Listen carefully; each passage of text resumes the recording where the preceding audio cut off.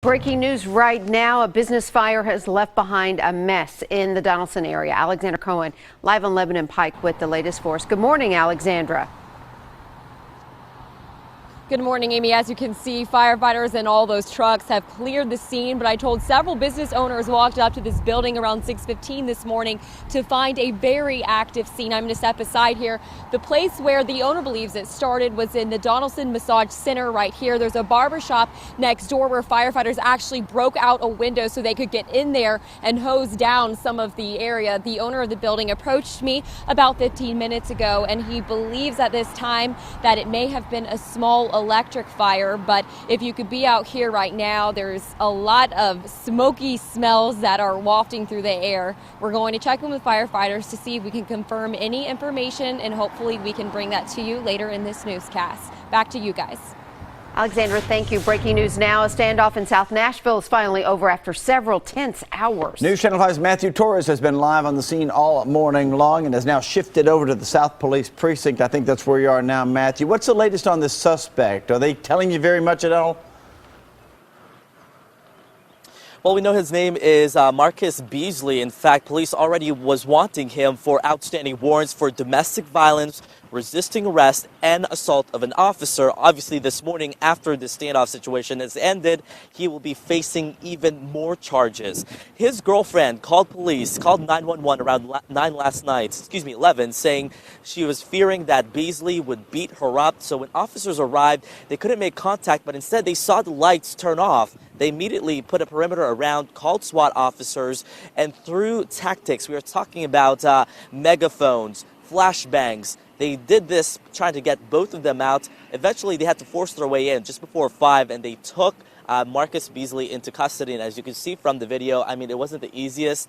He was aggressive, yelling out loud. Several officers had to pretty much just force his way into that squad car. So this morning, he is now in custody in the process of being booked into Metro Jail. We are told no one was injured, but the interesting thing is it's still unclear whether or not he was actually armed during this entire standoff. Reporting live in South Nashville, I'm Matthew Torres, News Channel 5. Matthew, thank you. Terrifying moments for one family over the weekend when they found a man covered in blood trying to break into their home. I came upstairs with the tomahawk, and my father had the pistol. It was loaded. We had one in the chamber. It was ready to go. Wilson County deputies say the chaos actually started down the street when Homero Quintanilla Navarro rushed his Hummer through several signs before slamming into a pole near the Victory Fuels gas station in Mount Juliet. It happened about 6:30 yesterday morning. Investigators say the 36-year-old left the vehicle, broke into a nearby home, then ran over to the Vickers home where he pounded on the door and told the family he was being chased and needed to get inside. His eyes were real glossy, like there was nobody home. My dad told him, if you move, I'm going to have to shoot you. When deputies arrived, we're told Navarro headbutted a window and jumped out. After attacking several deputies, he was tased and taken to the hospital. He faces multiple charges, including aggravated burglary, assault on 2 officers, and DUI. A pizza delivery driver who hit and killed a pedestrian over the weekend may be facing charges for leaving the scene. Investigators say that Jay Jackson hit Stephen Mosley while Mosley was just walking across Nolensville Pike. It was around 7:20 Saturday night. Mosley appeared to have been drinking, and he was not in a crosswalk, so keep that in mind. Investigators say that Jackson did stop, and he checked on Mosley. Mosley was sitting up, so he thought the guy was okay, and he drove on to work. Well, unfortunately, Mosley later died at the hospital. Jackson may now be charged with leaving the scene of a fatal crash. The man accused of shooting another man at a Lebanon motel is facing charges this morning. Police say Alex Stewart shot the victim in the leg at the Travel Inn on Murfreesboro Road Saturday night. We're told the victim had been fighting with other guests over loud music. Stewart's now charged with aggravated assault.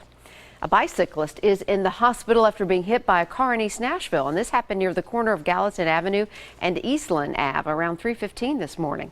We're told the cyclist is expected to survive. No word, though, if the driver will face any charges. New this morning, 2 people rushed to the hospital after a bad crash in Christian County. The Kentucky New Era snapping these photos along I-24 yesterday. The driver, we're told, of the SUV slammed into the cable barriers in the median and then crossed several lanes, clipping another car, finally landing right there on that guardrail. The driver and a passenger were injured but should be all right. No word on what caused that crash. And another crash causing a big spill at a gas station yesterday. Over on Whites Creek Pike, investigators say at least 100 gallons spilled from this Victory station before the pumps were finally able to be shut off. Luckily, the crews had it contained before it went into a nearby creek. That station is back open this morning. Traffic alert for you. Ewing Lane is going to be closed for a while. Starting this morning, the road will be closed to drivers between Brick Church Pike and Ewing Drive while crews replace an old culvert. We're told it could take up to 3 months before everything's finished there.